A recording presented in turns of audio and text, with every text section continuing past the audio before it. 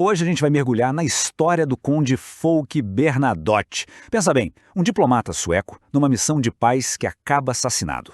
Um evento que, nossa, chocou o mundo inteiro. É de arrepiar, né? Essa descrição é do ataque lá em Jerusalém, em 17 de setembro de 1948. É um relato de quem estava lá, sabe? De uma testemunha ocular. É como se a gente estivesse dentro daquele carro, vivendo aquele momento que, sem dúvida, mudou a história.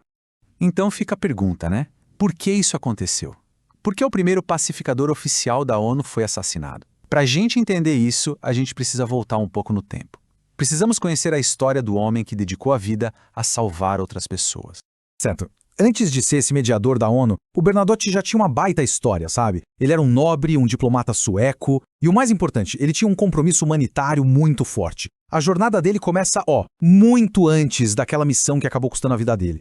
Dá uma olhada nessa trajetória. Ele nasceu na família real sueca, depois virou oficial de cavalaria no exército, chegou a dirigir os escoteiros da Suécia e, em 1943, foi nomeado vice-presidente da Cruz Vermelha Sueca. Fica claro que a carreira dele foi toda construída com base no serviço público, né? Cada passo parece que o preparou para esse papel fundamental na Cruz Vermelha, bem nos anos mais sombrios da história.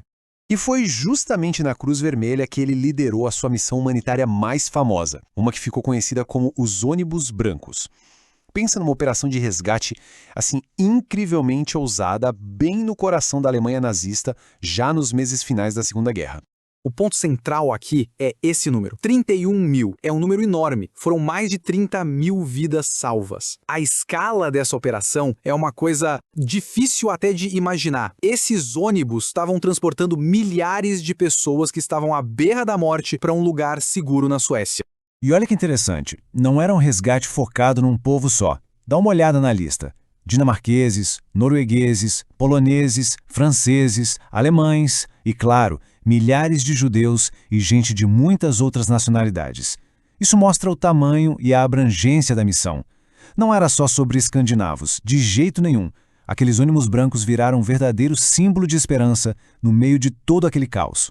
Mas, claro, a missão não passou sem controvérsias. Depois da guerra, apareceram umas acusações, sabe? Diziam que o papel dele foi menor do que parecia, ou que ele teria pensado 2 vezes antes de resgatar prisioneiros judeus. Só que, por outro lado, a maioria dos historiadores hoje, com base em testemunhas da época e tudo mais, conclui que essas alegações não tinham fundamento. Parece que foram mais motivadas por rivalidades pessoais do que por fatos. Bom, foi justamente essa reputação de trabalho humanitário que levou ele para a próxima grande missão. A ONU, recém-criada, o nomeou para o primeiríssimo esforço oficial de mediação da sua história. E a tarefa não era nada fácil. Mergulhar de cabeça num conflito que tinha acabado de explodir. E o que é mais fascinante aqui é que a gente está falando de algo inédito. O cargo de mediador das Nações Unidas estava sendo inventado ali, na prática. O Bernadotte não tinha um manual para seguir, não tinha um roteiro, ele estava literalmente definindo o que significava ser um mediador de paz da ONU em tempo real. A missão dele era basicamente dupla e, monumental. Primeiro, conseguir um cessar-fogo, fazer com que os combates entre as forças árabes e israelenses parassem. Segundo, propor um plano de paz, criar uma solução política que durasse. Cada um desses passos era uma tarefa, gigantesca, cheia de tensões. E aqui está o ponto central da proposta final dele. A ideia era que o deserto do Negev se tornasse território árabe, enquanto a Galiléia Ocidental faria parte do novo Estado judeu. Basicamente um plano de partilha, uma troca, na tentativa de encontrar um meio termo. O problema é que, para alguns, essa ideia de meio termo era vista como uma verdadeira traição. E é aqui que a gente volta para a nossa pergunta inicial. Por que um homem que buscava a paz virou um alvo? A resposta está no jeito como o plano dele foi visto por um grupo paramilitar sionista radical conhecido como Lei I, ou a Gangstern. Para o pessoal do LERI, o Bernadotte não era um mediador neutro, nem de longe. Eles achavam que ele era um fantoche dos britânicos e dos árabes. E pior, eles temiam que as propostas de paz dele fossem uma ameaça gravíssima ao Estado de Israel que estava nascendo. Na cabeça deles, o plano do Bernadotte era simplesmente desastroso para a causa deles. E aqui vem um dos fatos mais surpreendentes dessa história. O assassinato foi aprovado pela cúpula do LERI, uma liderança de 3 homens. E um deles era Yitzhak Shamir. Sim, o mesmo Yitzhak Shamir que, muitos anos depois, se tornaria primeiro-ministro de Israel. Mas a morte do Bernadotte não foi o fim da história. Pelo contrário, o assassinato dele desencadeou uma série de consequências, tanto imediatas quanto de longo prazo, para todo mundo que estava envolvido. A reação foi imediata. O Conselho de Segurança da ONU, claro, condenou o assassinato e chamou de ato covarde.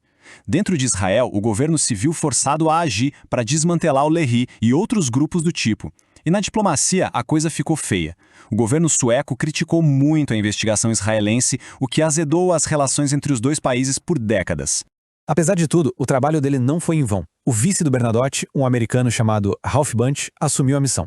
Ele conseguiu negociar os acordos de armistício de 1949, que puseram um fim na guerra. E por esse feito, ele acabou ganhando o Prêmio Nobel da Paz. Hoje em dia, o legado do Bernadotte é lembrado de muitas formas. Ele recebeu postumamente uma das primeiras medalhas Dag Hammarskjöld, da ONU. Um dos ônibus brancos da missão dele está em exposição lá no Museu Yad Vashem, em Jerusalém. E tem ruas e memoriais com o nome dele na Suécia, em Gaza e até nos Estados Unidos.